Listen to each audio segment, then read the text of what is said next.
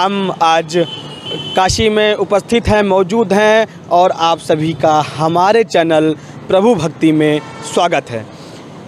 हम यहाँ पर आ गए हैं अघोर पीठ बाबा कीनाराम स्थल पर, जो कि यहाँ अघोर बाबा हैं। अघोराचार्य बाबा कीनाराम कहा जाता था उन्हें, अघोर संप्रदाय के हैं। इनका जन्म भाद्रपद शुक्ल को चंदौली के रामगढ़ गांव में अकबर सिंह के घर हुआ था। 12 वर्ष की अवस्था में विवाह अवश्य हुआ, पर वैराग्य हो जाने के कारण गौना नहीं कराया।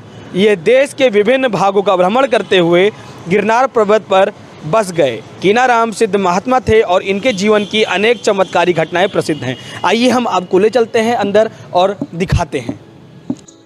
हम आ गए हैं मंदिर परिसर में, हम आपको ले चलते हैं और दिखाते हैं बाबा कीनाराम दास विराजमान हैं और इनके बारे में हम इनका जीवन परिचय हम बताते हैं। बाबा कीनाराम उत्तर भारतीय संत परंपरा के एक प्रसिद्ध संत थे, जिनकी यश सुरभि परवर्ती काल में संपूर्ण भारत में फैल गई। वाराणसी के पास चंदौली जिले के ग्राम रामगढ़ में एक कुलीन रंगवंशी क्षत्रिय परिवार में सन 1601 ईस्वी में इनका जन्म हुआ था। बचपन से ही इनके आध्यात्मिक संस्कार अत्यंत प्रबल थे। तत्कालीन रीति के अनुसार 12 वर्षों में अल्प आयु में इनकी घोर अनिच्छा रहते हुए भी विवाह कर दिया गया, किंतु 2-3 वर्ष बाद द्वारका मीन की पूर्व संध्या को इन्होंने हठपूर्वक माँ से मांगकर दूध भात खाया। ज्ञातव्य है कि सनातन धर्म में मृतक संस्कार के बाद दूध भात एक कर्म कांड है। बाबा के दूध भात खाने के अगले दिन सवेरे ही वधू के देहांत का समाचार आ गया। सबको आश्चर्य हुआ कि इन्हें पत्नी की मृत्यु का पूर्वाभास कैसे हो गया। अघोर पंथ के ज्वलंत संत के बारे में एक कथानक प्रसिद्ध है कि एक बार काशी नरेश अपने हाथी पर सवार होकर शिवाला स्थित आश्रम से जा रहे थे। उन्होंने बाबा कीनाराम की तरफ तलखी नज़रों से देखा। तत्काल बाबा कीनाराम ने आदेश दिया, दीवाल चले आगे। इतना कहना कि दीवाल चल दिया और काशी नरेश की हाथी के आगे आगे चलने लगा। तभी काशी नरेश को अपने अभिमान का बोध हो गया और तत्काल बाबा कीनाराम जी के चरणों में गिर गए। अब हम ले चलते हैं आपको समाधि स्थल की ओर, लेकिन यहाँ पे वो समाधि स्थल है उनका।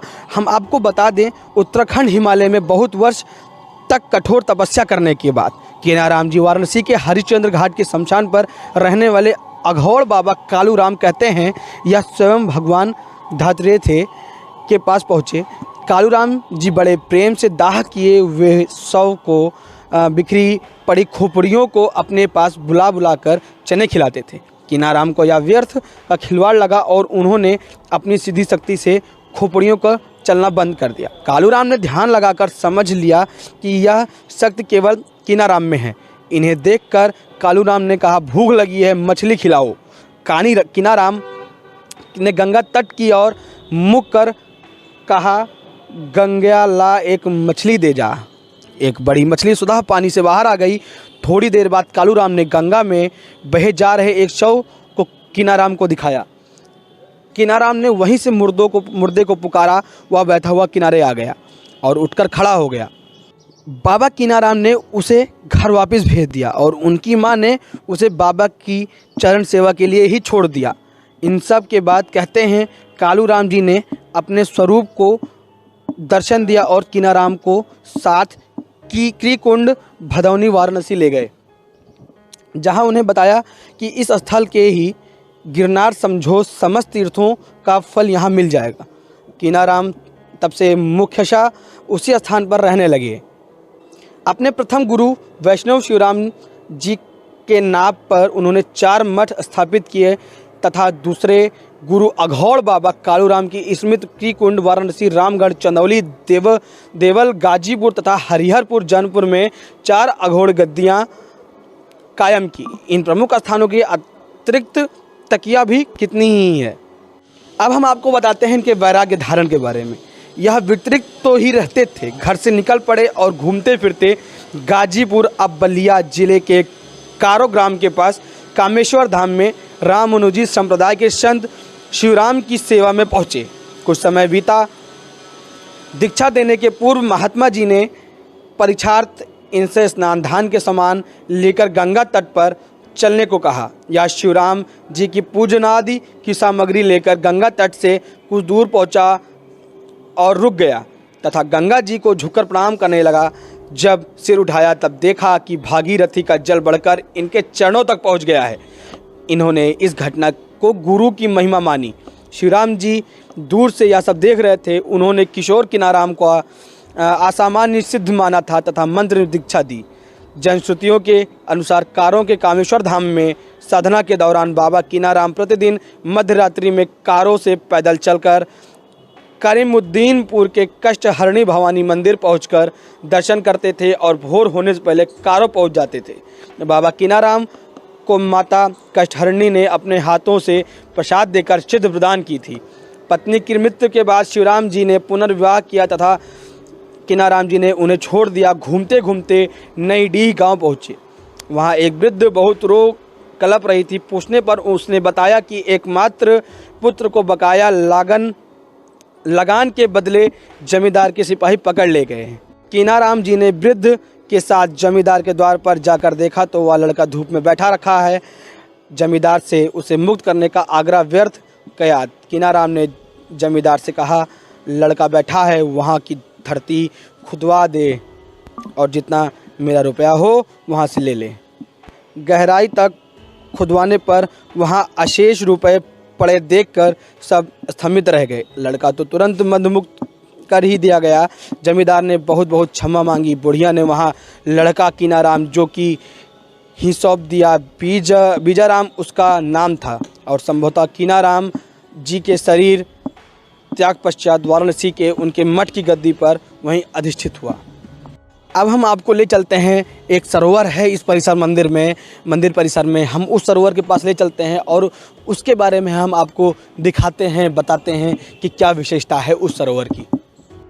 हम आ गए हैं इस कुंड के पास और हम आपकी इस मान्यता के बारे में बताएंगे।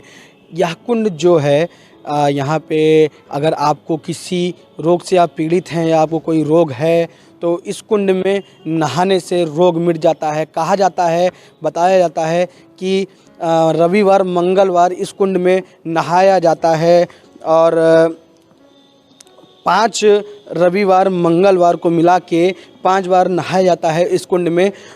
उसके बाद जो रोग पीड़ित होते हैं, जिसके अंदर रोग लगा हुआ है, वो सही हो जाता है। हम आपको और एक चीज़ बता देते हैं इस कुंड के बारे में जो विशेष है।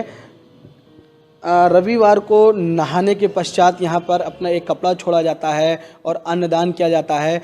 कहा जाता है कि रविवार मंगलवार को 5 बार स्नान करने से रोग यहाँ पे ख़त्म हो जाता है। पीड़ित जो होते हैं वो सही हो जाते हैं, ठीक हो जाते हैं।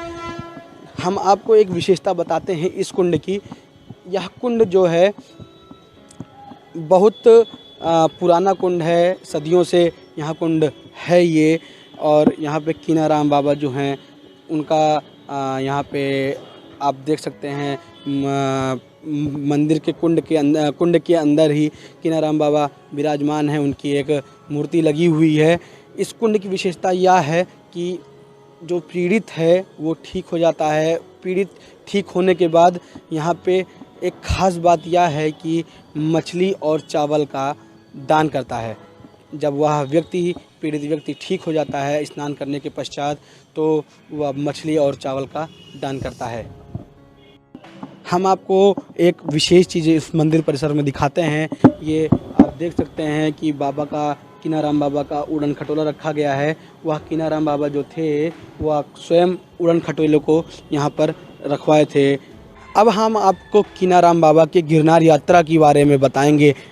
अघोड़ों के मान स्थल गिरनार पर कीनाराम जी को दत्तात्रेय के स्वयं दर्शन हुए थे, जो रुद्र के बाद अघोड़पन के द्वितीय प्रतिष्ठापक माने जाते थे। ऐसी मान्यता है कि परम सिद्ध अघोड़ों को भगवान दत्तात्रेय के दर्शन गिरनार पर आज भी होते हैं। वर्तमान काल में कीनारामी अघोड़पंथी परम सिद्धों की 12वीं पीढ़ी में वाराणसीरत अघोरेश्वर भगवान राम को भी गिरनार पर्वत पर ही दत्तात्रेय जी का प्रत्यक्ष दर्शन हुआ था। गिरनार के बाद कीनाराम जी बीजाराम के साथ जूनागढ़ पहुँचे। वहाँ शिक्षा मांगने के अपराध में उस समय के नवाब ने आदमियों ने बीजाराम को जेल में बंद कर दिया तथा वहाँ रखी 981 चक्कियों में से, जिनमें से अधिकतर पहले से ही बंदी साधु संत चला रहे थे, एक चक्की उनको भी चलाने को दे दिया। कीनाराम जी ने सिद्ध पल से यह जान लिया था तथा दूसरे दिन स्वयं नगर में जाकर शिक्षा भिक्षा मांगने लगे। वहाँ भी कारागार पहुँच गए और उन्हें भी चलाने के लिए चक्की दे दी गई। बाबा ने बिना हाथ लगाए चक्की को चलाने को कहा, किंतु यह तो उनकी लीला थी, चक्की नहीं चली।